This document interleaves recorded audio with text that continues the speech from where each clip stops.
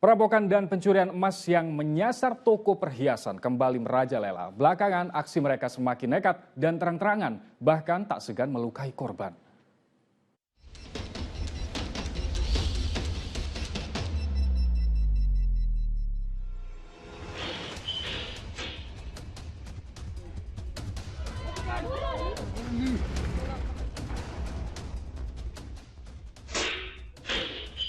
Memanfaatkan kondisi sepi dan lemahnya pengamanan, pencurian hingga perampokan emas di toko perhiasan masih saja terjadi.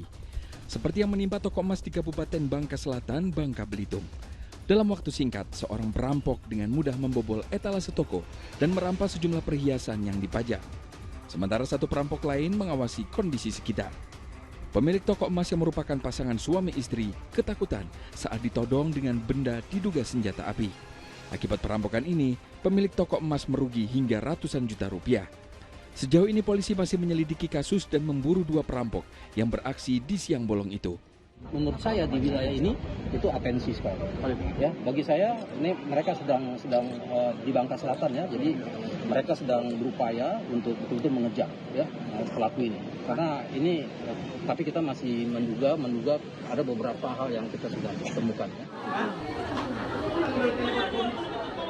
Pada akhir Juni lalu, perampokan toko emas di pasar tradisional juga sempat menggemparkan warga Labuhan Batu Selatan, Sumatera Utara.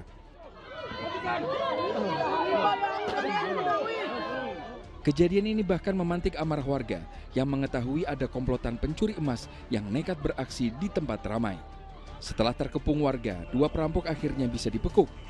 Turut pula disita 3 kalung emas hasil curian seberat 10 gram, kawat sepanjang 150 cm, pisau, dan obeng.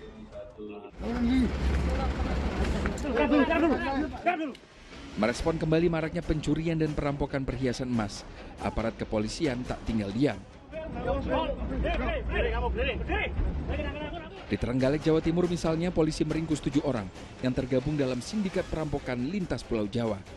Komplotan perampok diringkus di pintu keluar tol Kalikangkung, Jawa Tengah saat mencoba kabur dari kejaran polisi. Komplotan ini memang sudah diburu polisi lantaran berulang kali menggasak perhiasan emas hingga seberat 106 gram di sejumlah toko emas kawasan Trenggalek. Dari 7 orang yang diamankan, 3 diantaranya adalah wanita dan masih memiliki hubungan keluarga. Ya, hasil pemeriksaan kami, semua tersangka ini ada hubungan keluarga. Jadi mereka melakukan tindak pidana ini secara bersama-sama.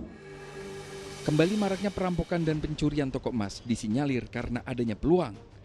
Perampokan diduga dilakukan secara terorganisir karena tempat incaran telah dipetakan, mulai dari kondisi lingkungan, waktu yang tepat, dan lemahnya pengamanan.